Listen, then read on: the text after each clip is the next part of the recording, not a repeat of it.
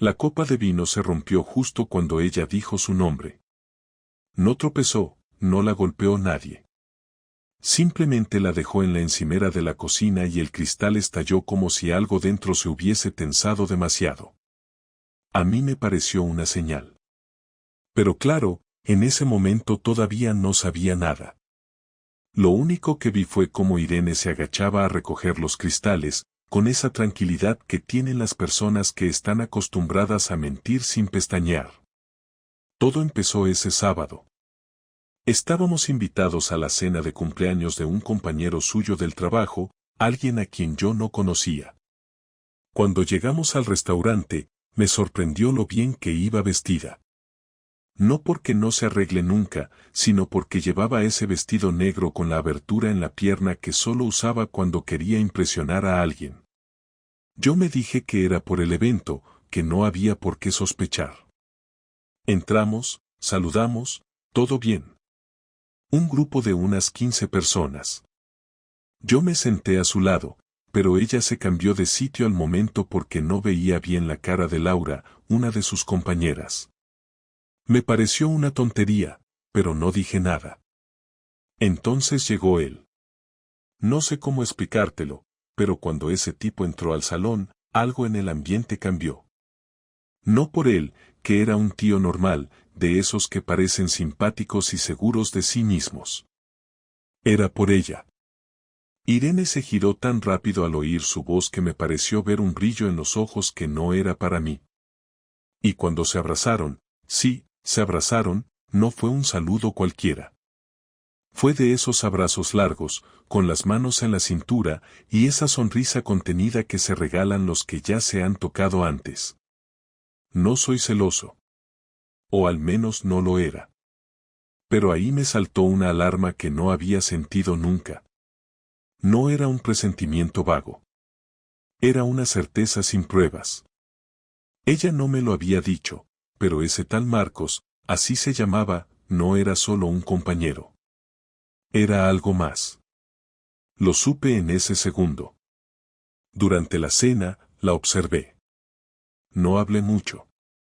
Solo miraba. Y cada vez que él decía algo, ella se reía como si fuera el tipo más gracioso del planeta. Me volví invisible. Ella ni me tocaba, ni me miraba. Nada. Yo estaba ahí como el primo raro que invitan por compromiso. Cuando llegó el postre, ella se levantó al baño y él lo hizo justo después. Literalmente un minuto después. No dije nada. Solo me levanté también, despacio, y salí del salón. No los vi en el pasillo. Ni en los baños. Pero al fondo, junto a una puerta de emergencia, estaban ellos dos, hablando muy cerca, demasiado cerca. No se estaban besando, pero ella tenía la mano en su brazo, y él le acariciaba la muñeca. Le hablaba bajo, sonriendo, como si la estuviera calmando o prometiéndole algo. Volví a mi sitio como si nada. Cuando ella regresó, me besó en la mejilla. Un beso frío. Después me susurró al oído, ¿te estás aburriendo? Yo sonreí. Ni idea de cómo lo logré, pero sonreí. Al salir del restaurante, mientras ella hablaba por WhatsApp con alguien y decía que era Laura que se había olvidado su bufanda, vi en el retrovisor cómo sonreía al móvil. Esa sonrisa me dolió más que cualquier golpe que haya recibido en mi vida. Pero te juro que en ese momento no sospechaba un affair. Sospechaba una historia. Algo con peso. Algo que llevaba tiempo gestándose. Y esa fue la noche en que decidí no preguntar. No aún. Porque no quería oír su mentira. Quería ver la verdad con mis propios ojos. Y eso, amigo, fue el inicio de todo. Porque a partir de ahí, empecé a escarbar, no en su móvil, sino en sus pasos. Y lo que encontré, fue mucho peor de lo que imaginaba. Desde esa noche me di cuenta de que no podía seguir viviendo como si nada. Cada pequeño gesto de Irene empezó a tener un peso distinto. No es que me volví paranoico, es que dejé de ignorar lo que ya estaba delante de mí. Esa misma semana hice algo que nunca antes había hecho. Aproveché que tenía una mañana libre en el trabajo, salí con la excusa de una cita médica y pasé cerca de la oficina donde Irene decía trabajar. No me escondí, no fui con gafas de sol ni con una actitud de espía, simplemente caminé por la calle y observé desde una cafetería cercana. No sé qué esperaba ver, pero necesitaba sentir que tenía el control de algo. Pasaron 3 horas y no apareció. Ni entrando ni saliendo. Decidí no llamarla, no enviarle mensajes, no alertarla. A la tarde, cuando volvió a casa, le pregunté sin rodeos cómo había ido su día.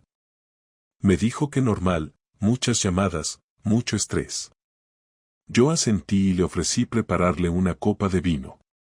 Dijo que no, que tenía dolor de cabeza. Entró en el baño, y desde la puerta del pasillo la escuché abrir el grifo como si eso fuera a eliminar cualquier culpa. A la mañana siguiente, antes de que despertara, volví a la zona de su trabajo. No quería dejarlo a medias. Me senté en el mismo sitio y esperé. Esta vez llegó, saludó a alguien en la puerta del edificio, sacó su tarjeta y entró. Nada sospechoso. Estuve a punto de pensar que estaba exagerando, que tal vez el día anterior tenía una reunión fuera o simplemente no había querido ir. Pero mientras me levantaba para marcharme, lo vi. Marcos. Salía del bar de la esquina, con un café en la mano y el teléfono pegado a la oreja. Lo reconocí de inmediato. No era solo su aspecto, era su forma de caminar, como si todo le resbalara.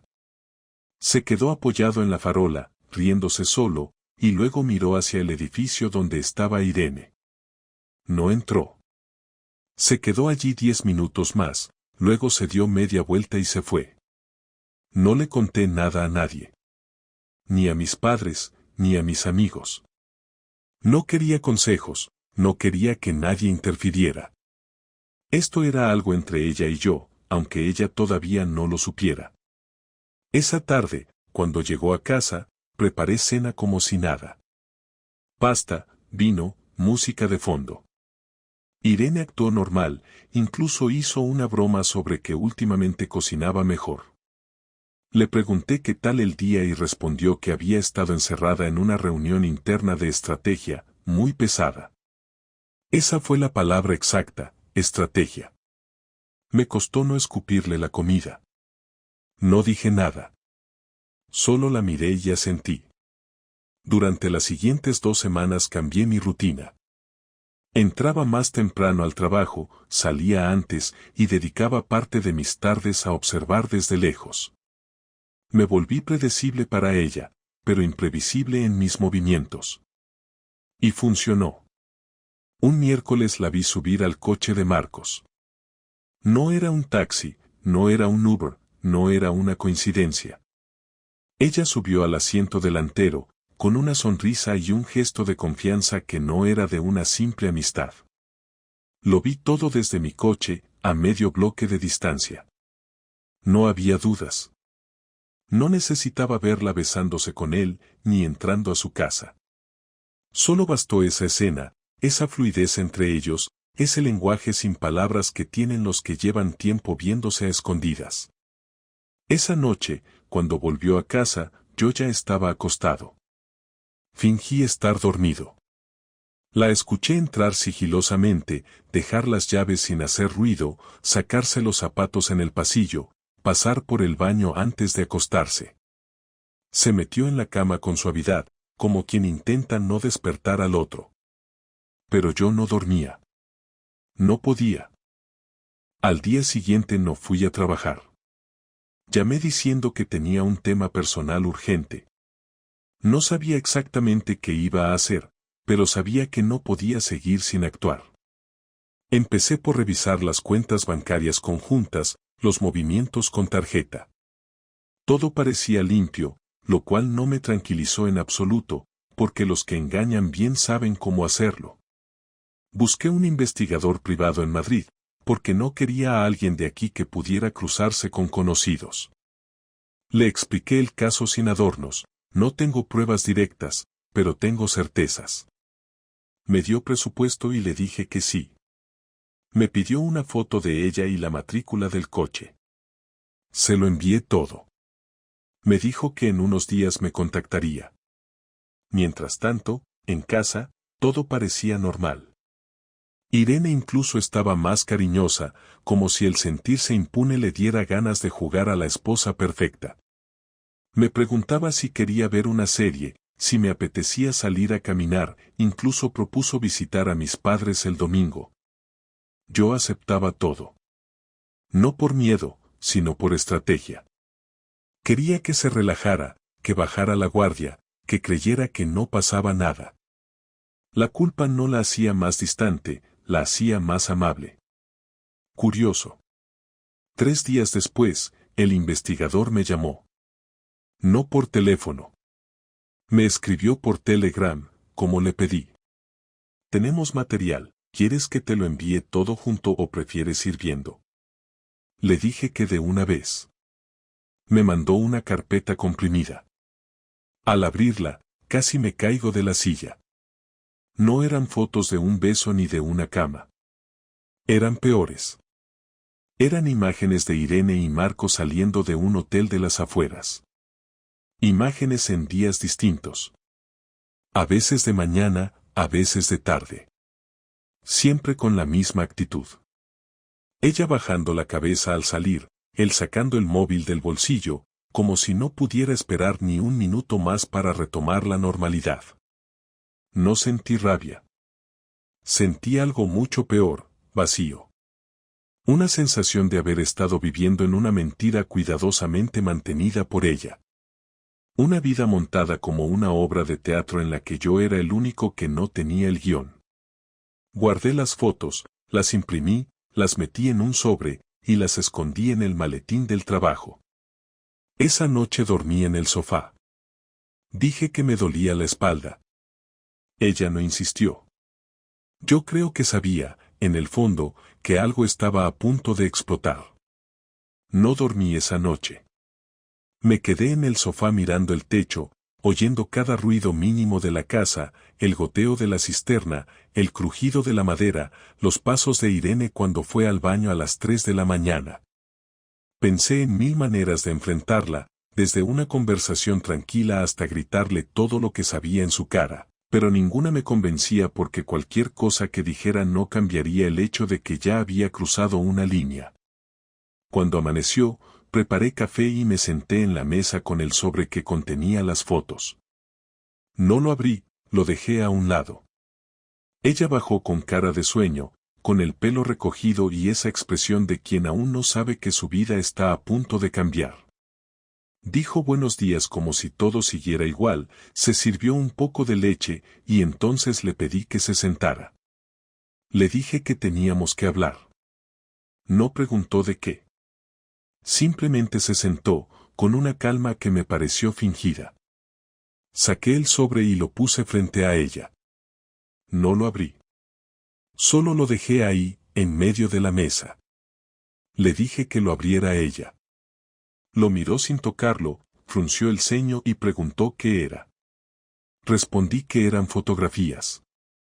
Entonces, por primera vez en mucho tiempo, la vi dudar. Esa mínima vacilación de alguien que teme lo que está por ver. Al final lo abrió, despacio, como quien espera un castigo inevitable. La sacó una por una y al ver la primera foto se le fue el color del rostro. No dijo nada. Pasó a la siguiente, luego a otra, y finalmente las dejó sobre la mesa. Ninguna palabra. Solo respiraba más rápido. Le pregunté si tenía algo que decir. Tardó en responder. Cuando por fin lo hizo, usó la misma voz que usaba en el trabajo cuando tenía que justificar algo. Dijo que no era lo que parecía.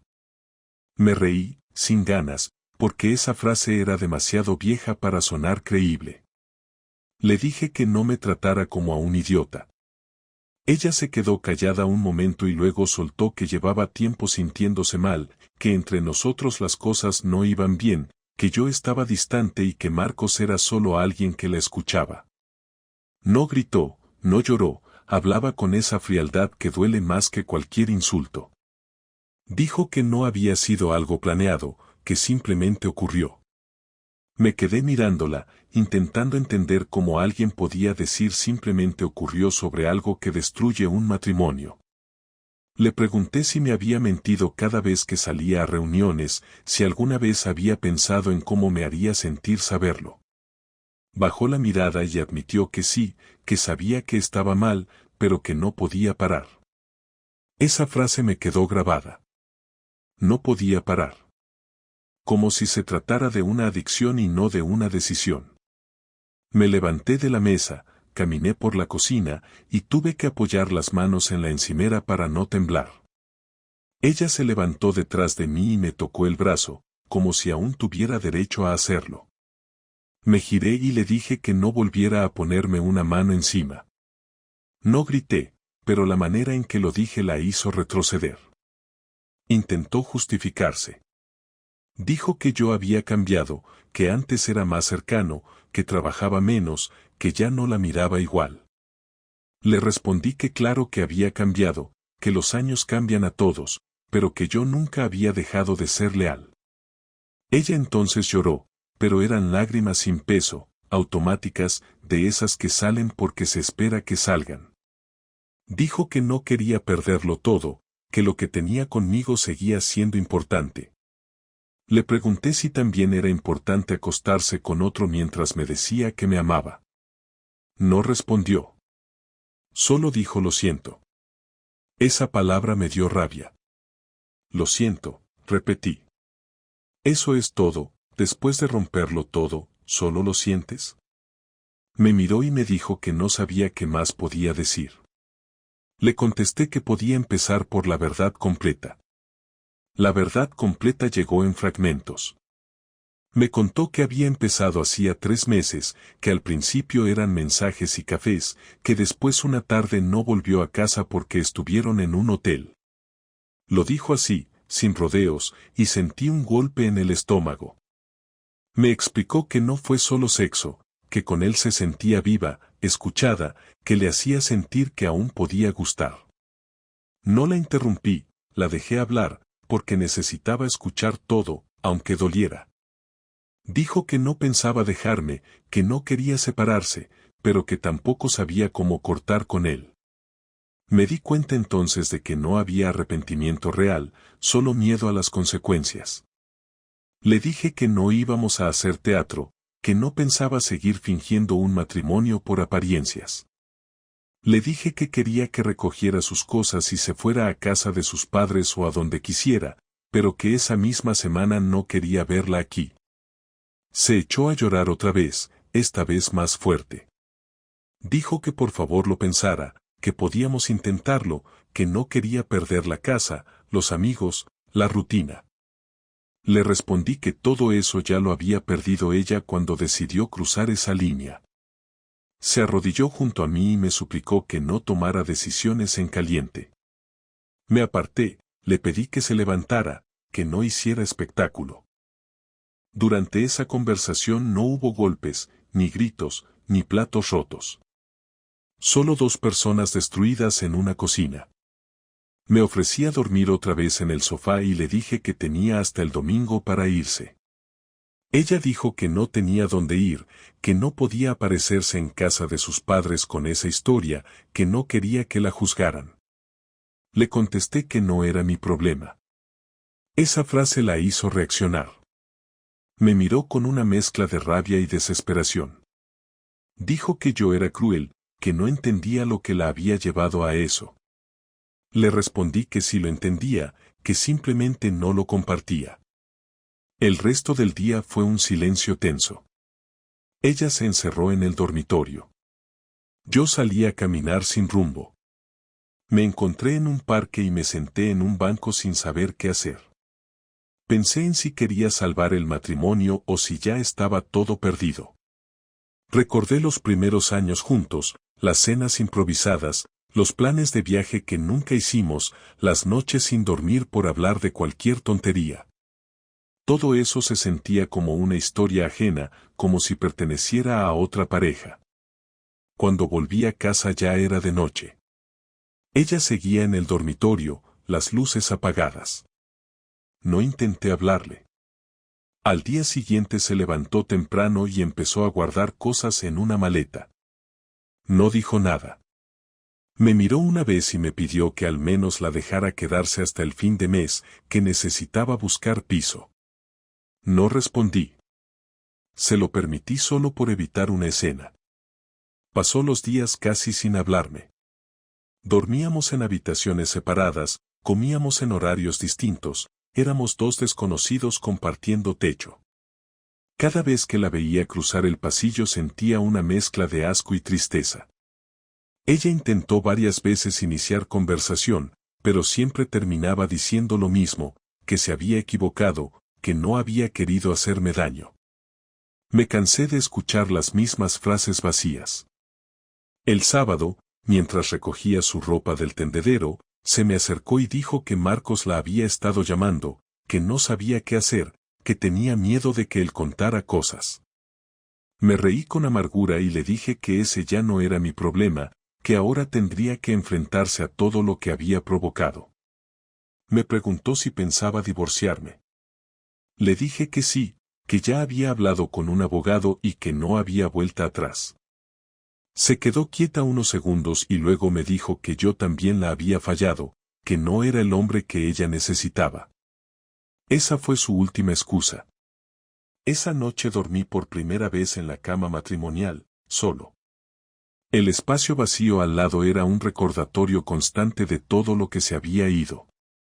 No sentí alivio ni venganza, solo una calma rara, como si después de tanto ruido por fin quedara silencio. Sabía que lo peor aún estaba por venir, porque enfrentar el final siempre duele más cuando ya no queda nada que decir. Pero al menos esa vez, cuando apagué la luz, supe que no había vuelta atrás. El lunes fui al trabajo como si nada hubiera pasado. Saludé a mis compañeros, respondí correos, incluso tomé café con los del departamento legal como siempre hacía los lunes.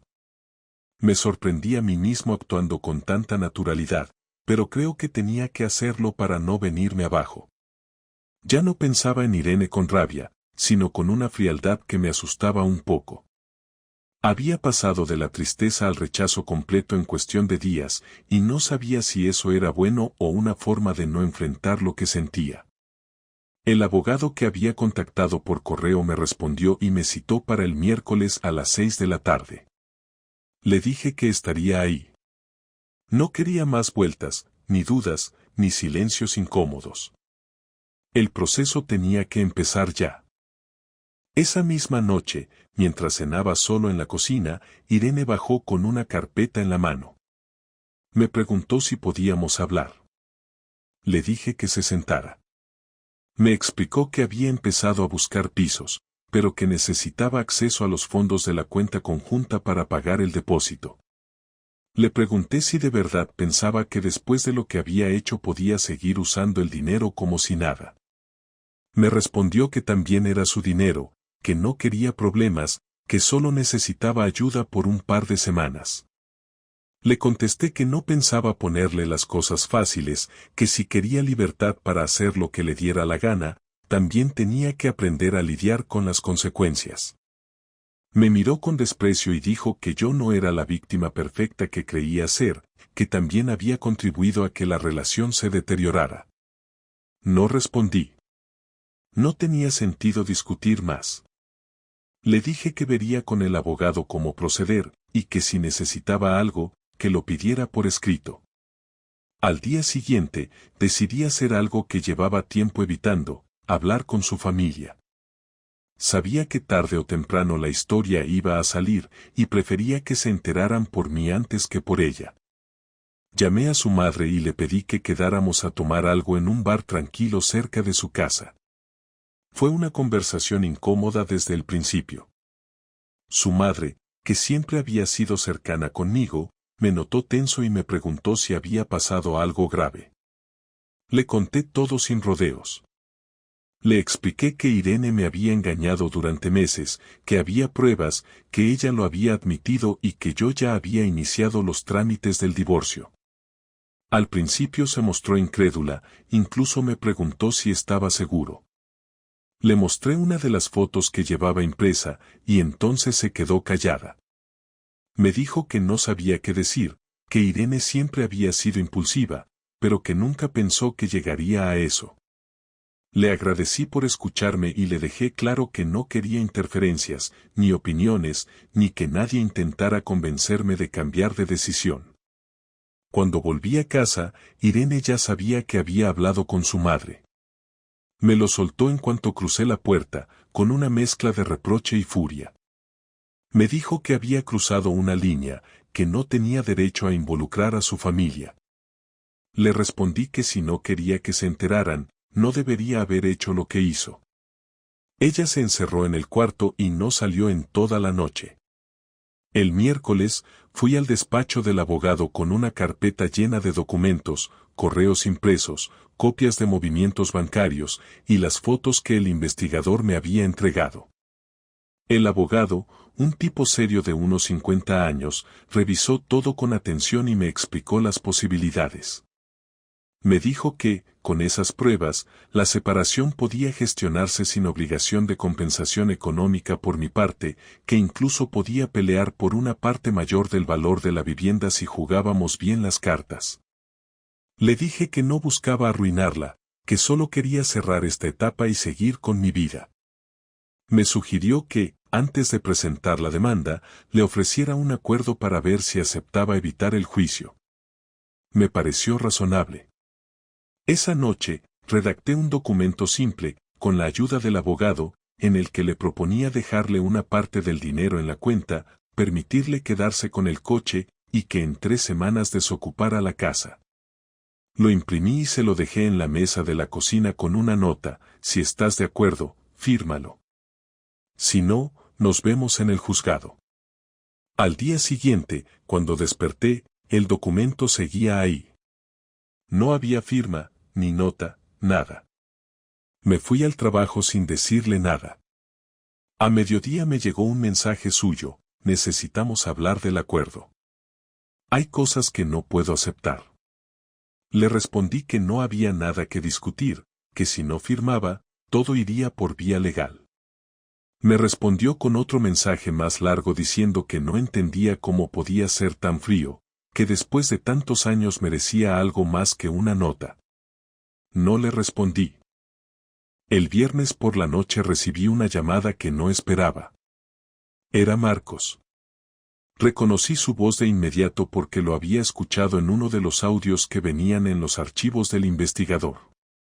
Me dijo que necesitaba hablar conmigo, que las cosas se habían salido de control, que Irene le había dicho que yo quería arruinarle la vida. Me sorprendió que tuviera mi número, pero no le di el gusto de preguntarle cómo lo consiguió. Solo le dije que no teníamos nada de qué hablar. Él insistió.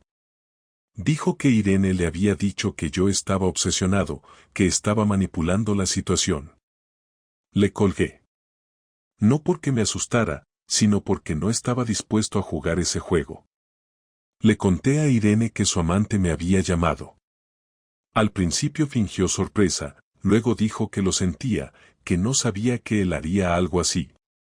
Le pregunté si había estado con él desde que lo descubrí todo. Me dijo que no lo había vuelto a ver. No le creí. Le dije que si volvía a involucrarme en su basura, las condiciones del acuerdo cambiarían y lo perdería todo. Me miró con odio. Dijo que yo no era la persona que conoció, que me había vuelto cruel, mezquino. Le respondí que ella no era la persona con la que me casé, así que estábamos en paz. Finalmente, el domingo firmó el acuerdo. Lo dejó sobre la mesa con una nota que decía: no te preocupes, no volverás a saber de mí. No respondí. Guardé el documento y lo llevé al abogado al día siguiente. Los días siguientes fueron fríos, silenciosos, casi como vivir con un desconocido que sabe que tiene los días contados. No hubo más peleas, ni más súplicas, ni más intentos de conversación. Solo rutina, miradas evitadas y esa tensión constante de saber que el final estaba cerca. Yo no sentía alivio ni satisfacción, solo una calma tensa que sabía que pronto iba a romperse. Pero lo importante es que por fin empezaba a sentir que recuperaba el control, que por más sucia que fuera la situación, yo estaba saliendo con la cabeza en alto. Y eso, en este punto, era lo único que importaba.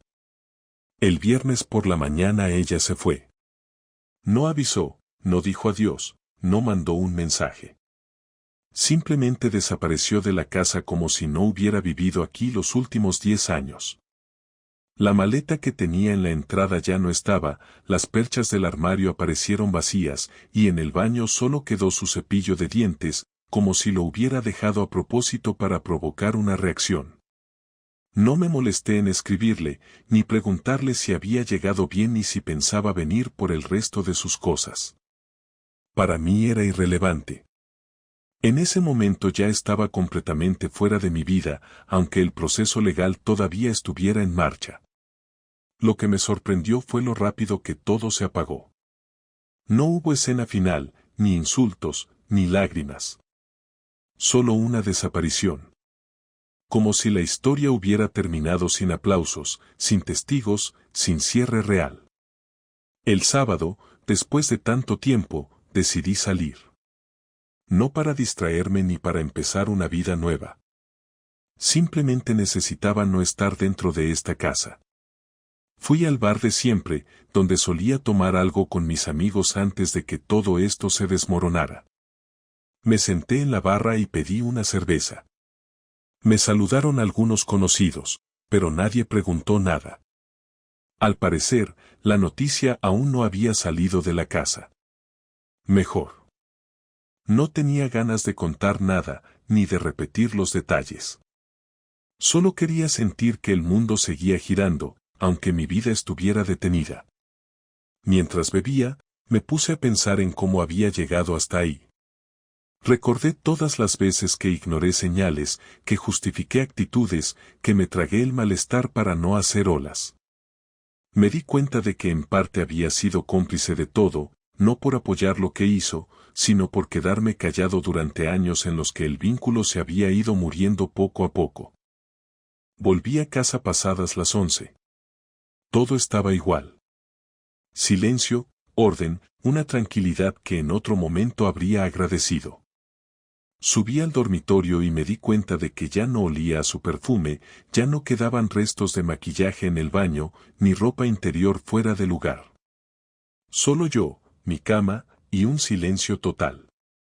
Dormí esa noche como no lo hacía desde que todo comenzó. Al día siguiente recibí un correo de su abogado. Un mensaje formal, directo, que confirmaba que aceptaban los términos del acuerdo y que el resto del proceso se haría por vía electrónica, sin necesidad de presentarnos juntos. Fue un alivio y a la vez un golpe extraño. Saber que ya no habría más discusiones ni excusas debería haber sido algo positivo, pero también era el último clavo que sellaba esa etapa de mi vida. Una semana después me escribió por WhatsApp. Solo ponía, ¿podemos hablar? Me quedé mirando el mensaje durante un buen rato antes de decidir responder. Le dije que sí, que me llamara. Me sorprendió que no viniera con reproches o lágrimas. Su voz era serena, casi profesional. Me dijo que quería hablar cara a cara antes de que todo terminara, que necesitaba cerrar las cosas bien. Dudé unos segundos, pero acepté. Quedamos en un parque cerca de casa, un sitio neutral, abierto, sin memoria compartida. Nos sentamos en un banco, a 2 metros de distancia. No se acercó ni intentó tocarme. Me miró y me dijo que sabía que no merecía una segunda oportunidad, que no esperaba que le perdonara ni que volviéramos a hacer nada, pero que necesitaba decirme que todo esto la había destruido más de lo que imaginaba. Me limité a escuchar. Dijo que no supo gestionar la frustración, que se dejó llevar por la novedad, por sentirse deseada, por creerse viva en otro contexto, y que cuando se dio cuenta del daño ya era tarde. Me preguntó si en algún momento había sentido que ella me odiaba. Le dije que no, que nunca lo sentí, pero que sí noté cuando dejó de mirarme como su pareja. Dijo que lo sabía, que lo recordaba todo, que se odiaba por no haber sido capaz de hablarlo antes. Me preguntó si alguna vez me planteé perdonarla. Le respondí que no. Que para mí el respeto era la base de todo, y que lo que ella rompió no era solo la confianza, sino la voluntad de seguir. Se quedó callada unos segundos, y luego dijo que eso era justo lo que más le dolía, que yo ya no sentía rabia, que lo había aceptado, que le daba igual. Le dije que no me daba igual, que no era indiferencia, sino que lo había procesado. Que cuando uno deja de esperar explicaciones, el dolor cambia de forma. Me miró con los ojos rojos, pero no lloró. Dijo que quería que me fuera bien, que esperaba que algún día pudiera volver a amar sin miedo. Le respondí que también esperaba que ella aprendiera a ser honesta antes de volver a jugar con alguien más. Se levantó, me dio la mano, y se fue caminando despacio. No la vi mirar atrás. No pensé en correr detrás de ella. No sentí nada más allá de la necesidad de respirar. Volví al parque días después. Me senté en el mismo banco, ya sin expectativas de nada. Solo para comprobar que todo había sido real. No estaba buscando entenderla, ni justificarla. Simplemente necesitaba aceptar que la vida que teníamos ya no existía. A veces, los recuerdos me golpeaban en momentos tontos, cuando iba al supermercado y pasaba por el pasillo de los yogures que a ella le gustaban, o cuando sonaba una canción en la radio que solíamos cantar en el coche. Pero no eran punzadas de dolor. Eran simplemente avisos de que el pasado existe, aunque ya no pese tanto. Volví al gimnasio, retomé contacto con algunos amigos que había dejado de ver por centrarme en mi rutina de pareja. La mayoría no sabían nada. Solo me preguntaban si todo iba bien, y yo respondía con un vamos tirando. Me costaba contar la historia porque en el fondo sabía que no necesitaba validación. Lo que había pasado ya no necesitaba testigos. Yo lo había vivido, lo había enfrentado, y lo había cerrado. Empecé a mirar pisos para mudarme. Quería dejar la casa porque todo ahí me recordaba que viví una mentira demasiado tiempo. No era rencor. Era necesidad de espacio, de un sitio que empezara desde cero. En una de esas noches de mudanza mental, decidí escribirle una última vez. No para abrir puertas ni para buscar algo. Solo para cerrar del todo. Le mandé un mensaje: te deseo que estés bien. No guardo rencor. Pero tampoco queda nada. Gracias por los años buenos, los otros ya no importan. Me respondió al día siguiente con algo parecido: gracias por decirlo. Sé que no lo merezco, pero lo agradezco. Cuídate. Y así terminó. Sin drama. Sin espectáculo. Sin promesas falsas. Después de eso, ya no hubo más mensajes, ni más encuentros. Solo silencio. Pero esta vez no era incómodo. Era necesario. Y por primera vez en mucho tiempo, supe que el siguiente paso ya no tenía que ver con ella. Era solo mío. Pasaron 3 semanas desde el último mensaje. Durante ese tiempo me dediqué exclusivamente a preparar la mudanza. No fue una decisión impulsiva ni emocional, sino algo completamente práctico. Sabía que seguir en esa casa, por cómoda que fuera, solo me mantenía conectado a una versión vieja de mí mismo.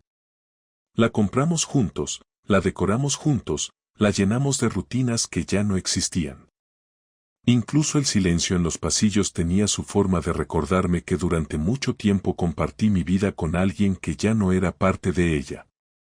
Encontré un piso más pequeño, en un barrio más tranquilo, lejos del círculo social de ambos.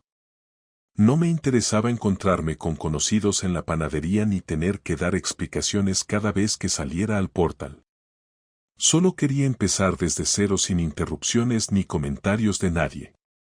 La mudanza fue más sencilla de lo que pensaba.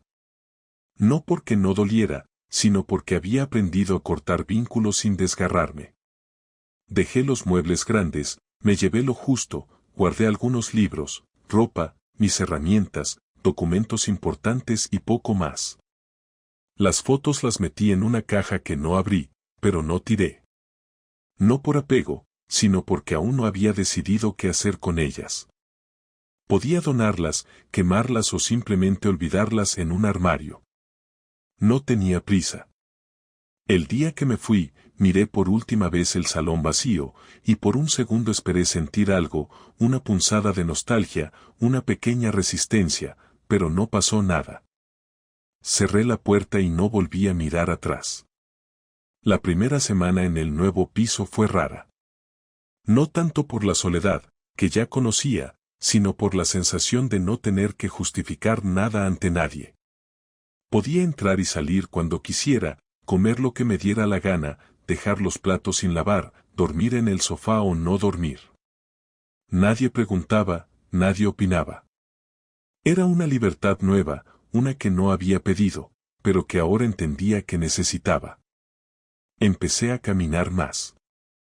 No por hacer ejercicio, sino porque necesitaba moverme para que la cabeza no se me llenara de ideas.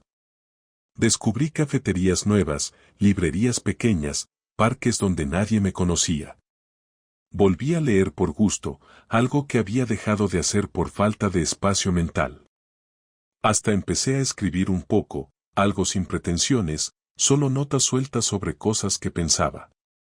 No era un diario, ni una terapia. Solo pensamientos sueltos que no compartía con nadie. Un día, mientras esperaba en la cola del supermercado, recibí una llamada de un número que no tenía guardado. Dudé en contestar, pero lo hice. Era el padre de Irene. No hablábamos desde antes de la separación. Me sorprendió su tono amable, como si no supiera por dónde empezar.